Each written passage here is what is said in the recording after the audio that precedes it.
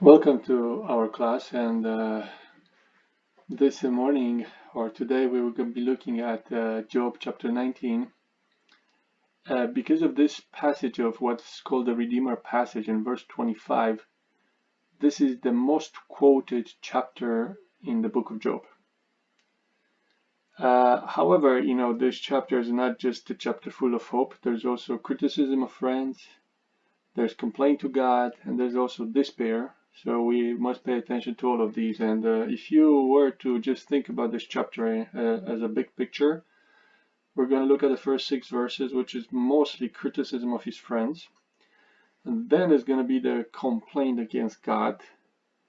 So he's basically going to complain that the legal case is lopsided in the favor of God. He's also going to complain that he's forsaken by friends and family. He's going to do a plea to his friends in verses 21-22. Then we're going to have this great passage, which we can call it a testimony of hope, 23-27. And then it's going to end again with an address to the friends, some advice to his friends. But let's look at the first 3 verses. And you will notice the first verse, everybody knows how to translate. I will not go over that. But now, verse 2, we have a few issues here, a few words that maybe should be clarified. So let me read for you verse 2. Ad ana togayun nafshi u tedaka unani unani. So we have to read the shva under the k because it's preceded by a vowel, and this is a dagesh forte. So we read utedaka unani v milim. And let me start with the easy part. So notice here, milim. This is a word which is used mostly in Aramaic, but also appears in poetry. It's equivalent to the word davar. So we're familiar with davarim, but now also familiarize yourself with milim, which is plural of milah, word. Again, it appears in Aramaic, but it's also, I would say, a common Semitic word. So now notice how we would translate this. How long will you torment my soul, literally, but we could translate, will you torment me? And literally, daka means to crush, and you will crush me.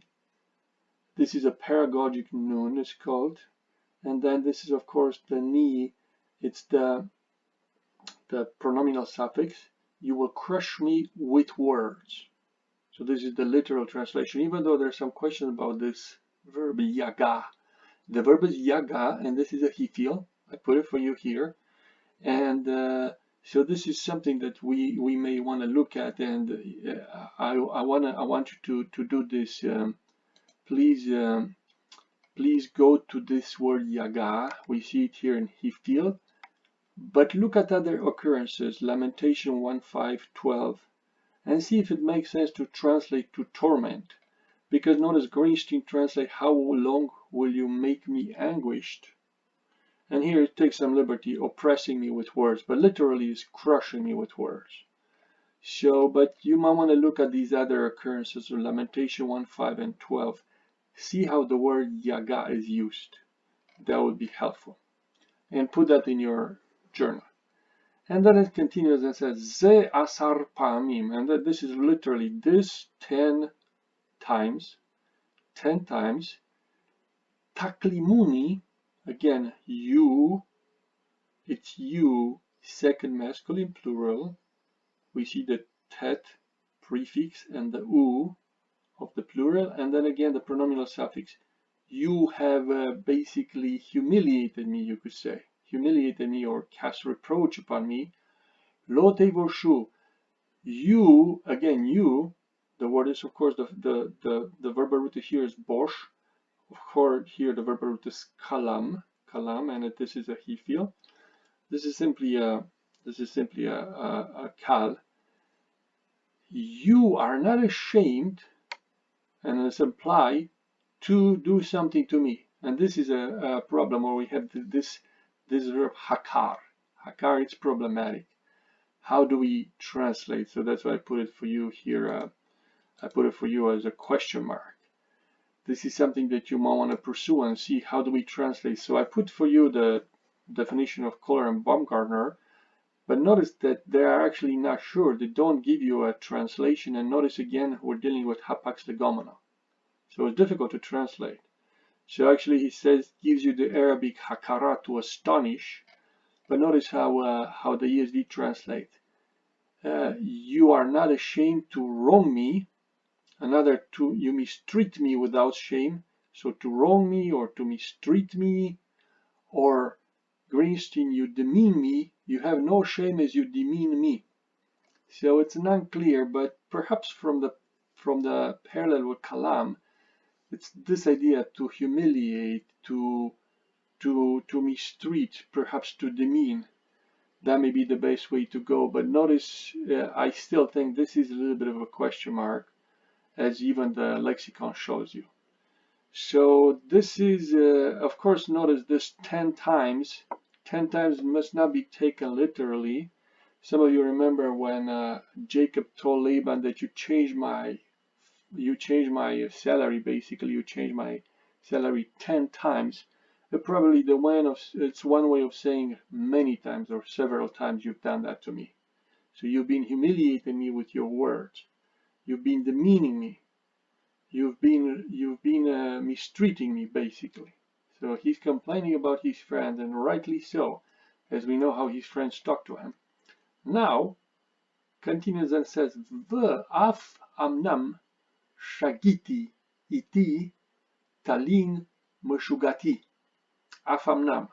Afamnam usually translated by most translators, even if, even if indeed, or also even if indeed, shagiti, this of course the verb shaga. Shaga is usually translated to err, to do something, to do something. Usually it's considered when you sin, but it's an inadvertent sin. But here might be a more general, just to err, or as Greenstein puts it, even if I am at fault with you, even if says this with you, no, I'm sorry, with me. So iti, it says with me, talin meshugati. So my error, meshugati, with me remains or stays. This is the verb lean, kal, lean, to spend the night. It's also to sleep. But in this case, obviously, it's not that the error sleeps with him, it's that it stays with him, remains with him. So he says, even if I have erred, and again, usually, but notice again, meshuga definitely comes from the verb shaga. Notice the same consonant, shag, meshuga. But it's also, again, it's a hapax legomena. It only occurs one time. But most likely the meaning is that of a fault. So even if it be true that I have erred or that I am at fault, my fault remains with myself. Iti talin. So again, notice that the break is here. The break is here because of this atnach.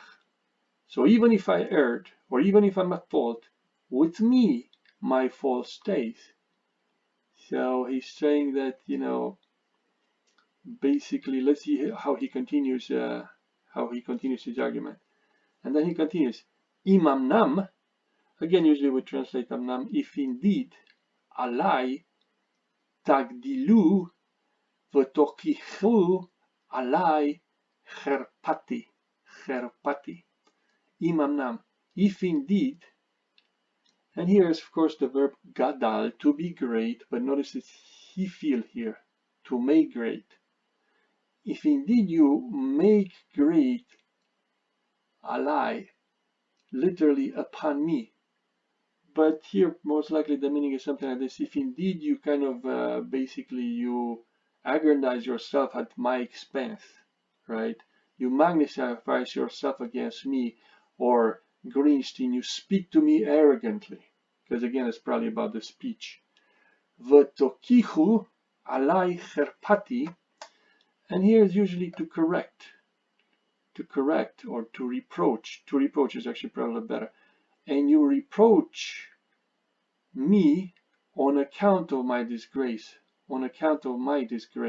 cherpa, reproach. If indeed, again, you magnify yourself against me, or you speak to me arrogantly, and reproach me on account of my disgrace. He's in a disgraceful situation, of course, not because he sinned, but just the way he is, because he looks sick. He looks like he was smitten by God. He's on a pile of dirt, probably outside of the city.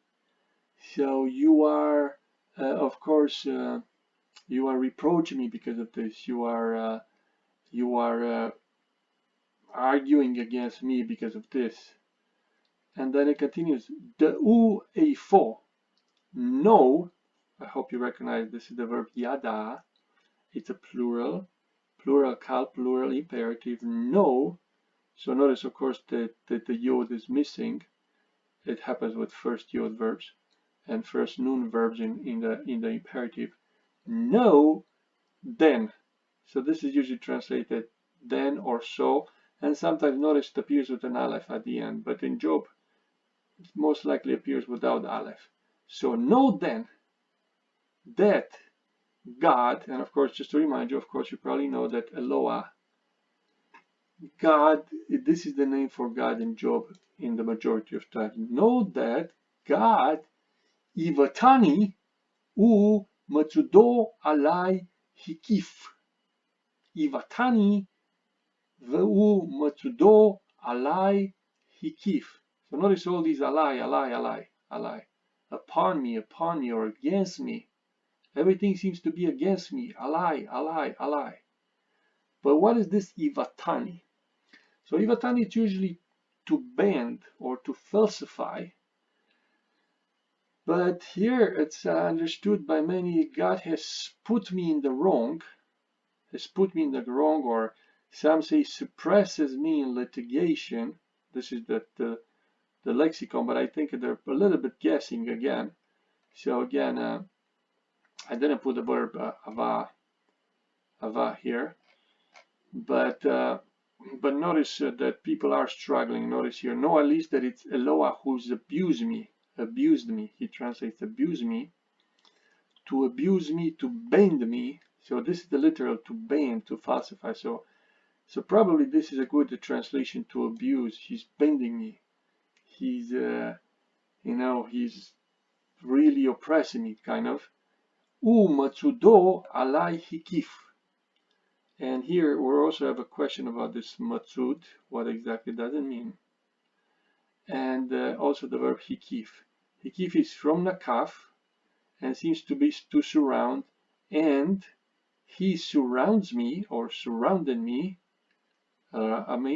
with a net, with his net, usually with his net, or closed his net about me, ESV. But notice here, surrounding me with these siege works. So this is actually another possible translation. Again, it is debated exactly how you translate. And you notice here we have matzod, and it's recommended that it's a snare, like a net.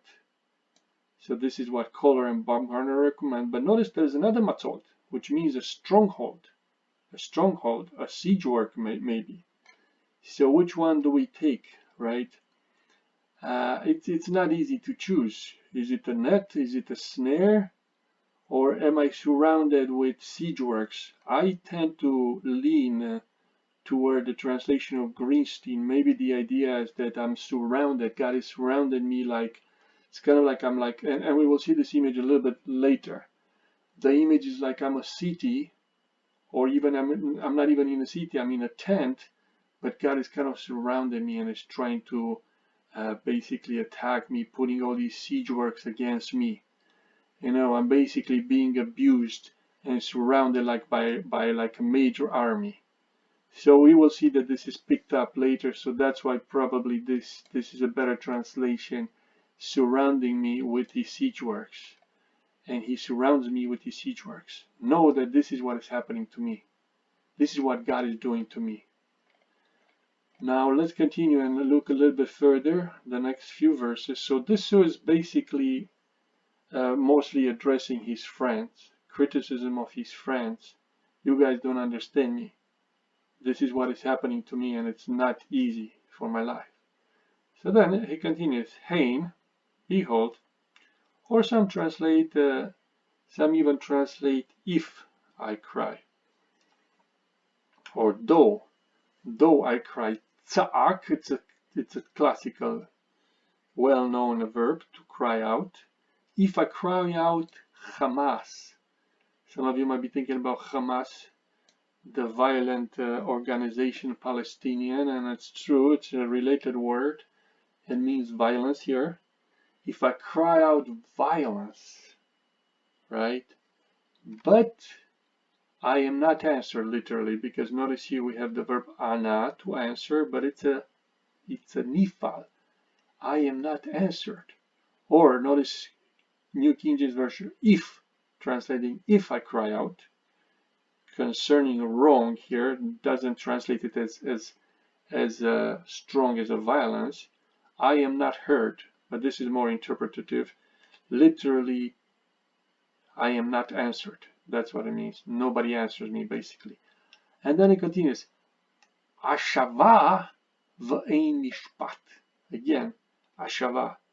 This continues. Now, if I, or behold, I cry out, or if I cry out again, there is no justice. There is no justice. The problem is, if I cry out, this shav, I put the verb shav here, I think, for you. No, I didn't put it.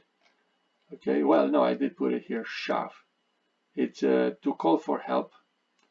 Let me see if I can make this a little bit bigger because you cannot see it. So let's see. Oops. Okay. Sorry about that, but let's go back to this. To the verb shav. I'm trying to show you this a little bit better. It was a little bit better. So anyway, it's shav. It's a PL, to call for help. And it appears in quite a few places in Job. So why don't you take a look at these other occurrences of shav? Again, it's a cry out for help. And we find it in a few other places in Job, as you notice in these chapters. I cry out for help, but there's no justice. So now he's seems to be addressing directly God. And then it says, Orchi gadar velo evor. So Orchi is literally my path. My path, he did this, gadar. Gadar, and notice what it says, he has walled up my way. Gadar, I put it here.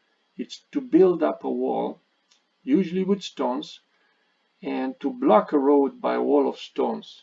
So again, we have a few occurrences here. It would be useful again to look at all of them, because notice there are only 3 of them. But the idea seems to be that God is blocking his way by a wall of stones. Again, kind of supports the idea of that siege works against him. So my path, my way, he blocked up, kind of like with stones, so that I cannot pass. Notice avar is just to pass. It's a kal imperfect. V'al nativotai, and upon my paths. Again, this is another word, nativ. My paths.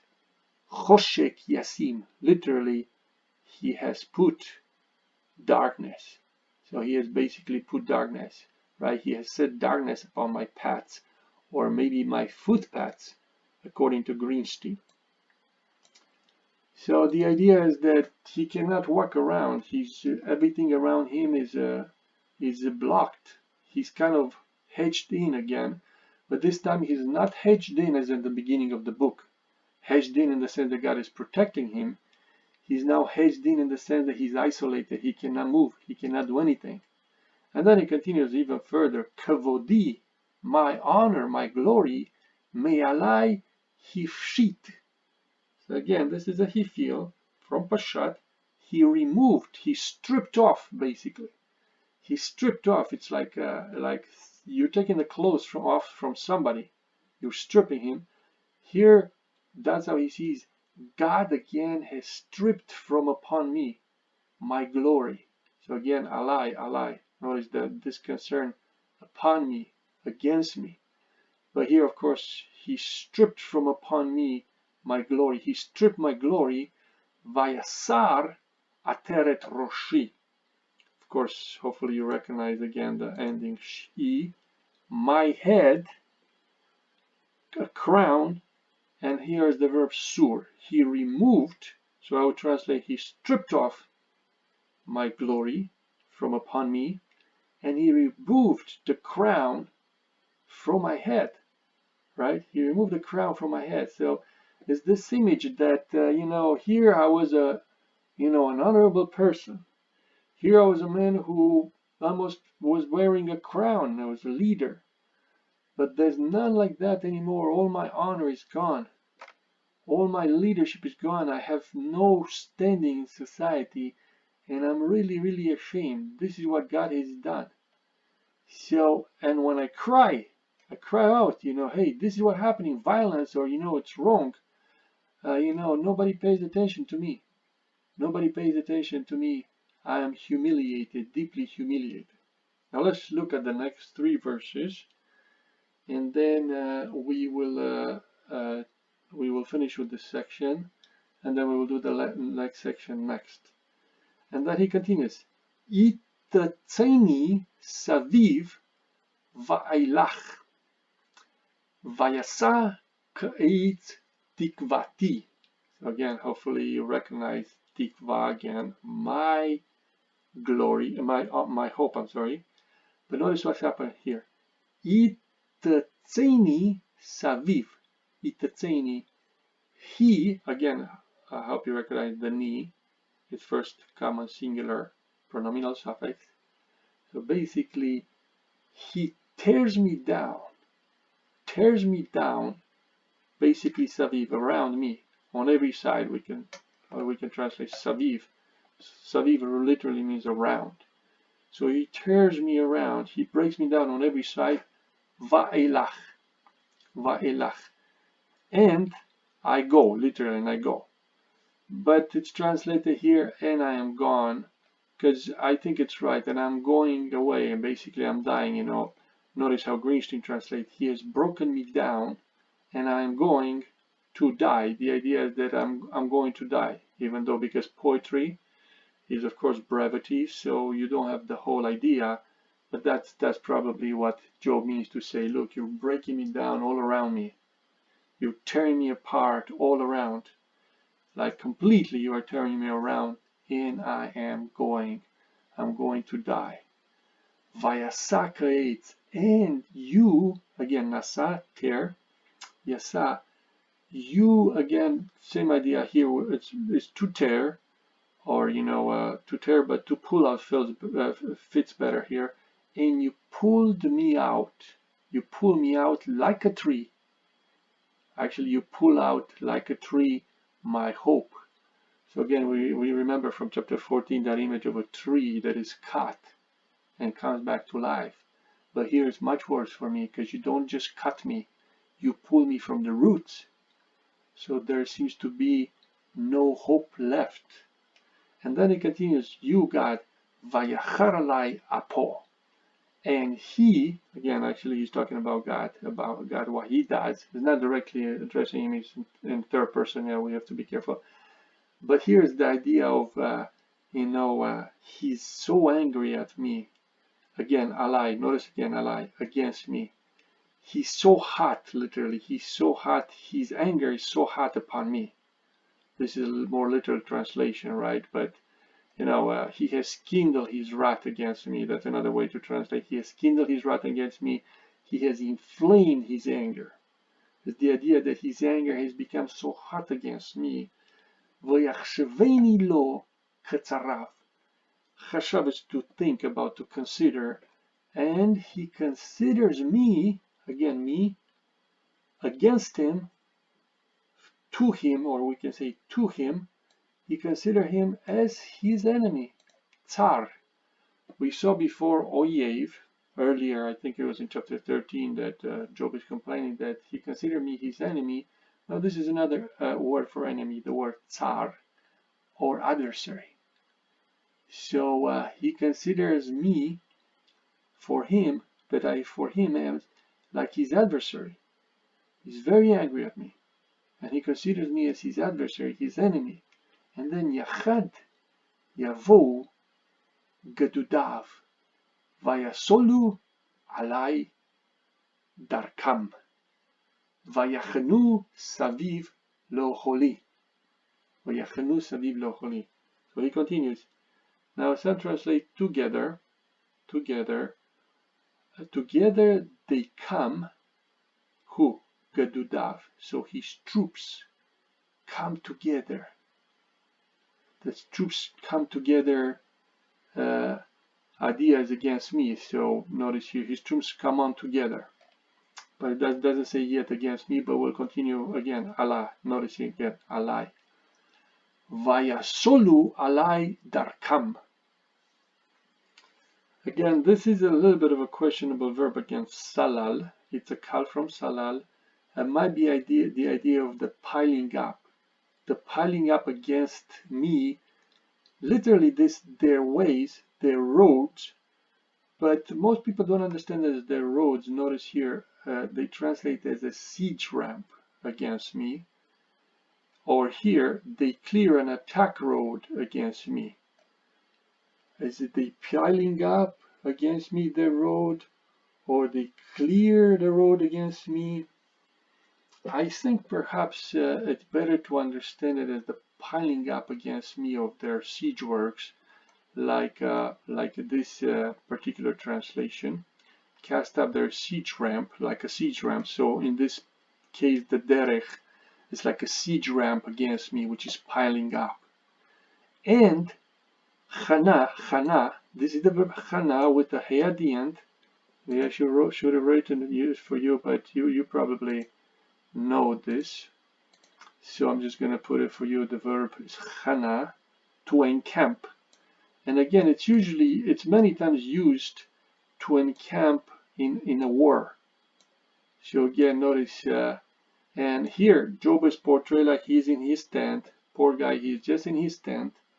And all these troops are coming against him, and they're piling siege work against him. So you can imagine, it's kind of like, this is of course hyperbole, but this is what Job sees like an overkill. It's like, imagine like some kind of a Bedouin in a tent, and all of a sudden he's surrounded by an army, all these tanks around him and all these sieges. People are imagining a major army, Gedudah, a lot of troops, digging all these trenches around the tent and bringing their machine guns and all these things, and here he is, just a Bedou in a tent. But this is the image. This is how Job sees himself. He sees himself hunted by God. God sees me as an enemy, and he's completely armed up. He's completely weaponized and prepared to attack me and to surround me and not to let me breathe and move. This is really the idea. Notice maybe another translation, just he tears me down on every side so that I'm ruined. He uproots my hope like a tree. No question about this. This is an important phrase, and no question in the translation. His anger burns against me. Good translation here. He regards me as one of his enemies. His troops advance together. They construct a ramp. Again, they understand the derrick as a ramp against me and camp around my tent. But again, the camping around the tent is the camping of a siege. Somebody who's camping against me. All right, and we will continue with these verses. And then when I come back, I will continue with these verses.